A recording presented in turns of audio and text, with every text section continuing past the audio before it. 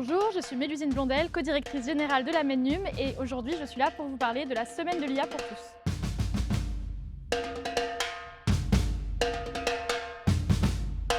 Eh bien, nous sommes le 19 mai 2026 et c'était le jour du lancement de la semaine de l'IA pour tous, puisque c'est cette semaine et l'objectif c'était de faire un café IA des partenaires, de les réunir et de commencer déjà ensemble à débattre et parler d'IA. Alors hier soir, on était à 1170 événements validés pendant la semaine de l'IA pour tous. Mais hier dans la journée, on a reçu encore une trentaine, donc peut-être qu'on en aura encore qui vont continuer à apparaître et à se référencer, on l'espère. Ça a commencé avec l'alliance de 3 acteurs, donc la MENNUM nous-mêmes, mais aussi la mission Café IA qui porte les cafés IA au sein du gouvernement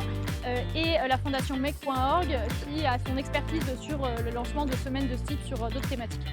On s'est associés tous les trois, on a associé nos forces, nos réseaux et on est allé collectivement chercher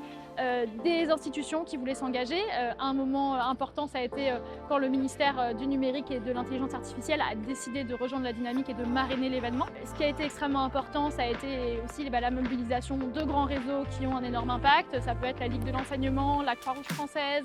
ça peut être des entreprises aussi comme La Poste ou Orange qui ont énormément d'acteurs sur le terrain qui font de la médiation numérique au quotidien et qui ont pu s'engager. Ce qu'on a décidé de mettre en place, c'est une évaluation systématique, c'est-à-dire qu'à la fin de chaque événement, un QR code ou un questionnaire papier, parce qu'on veut pouvoir s'adapter aussi au public qui ne sont pas à l'aise avec ce média-là,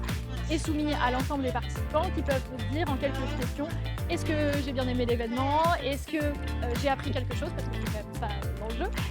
Voilà, des questions extrêmement simples et s'ils le souhaitent, ils peuvent cocher une case et dire qu'ils acceptent d'être contactés et là on va leur soumettre des enquêtes un peu plus poussées en termes de questionnaires, on va faire aussi quelques entretiens qualitatifs pour aller plus loin et faire un vrai bilan de l'édition. La première chose, c'est qu'il y ait des participants, tout simplement, que les gens viennent, qui discutent ensemble, qui débattent, que ces personnes-là, elles viennent de tous horizons. Je caricature, mais qu'on n'ait pas que des CSP+ citadins qui viennent s'intéresser au sujet.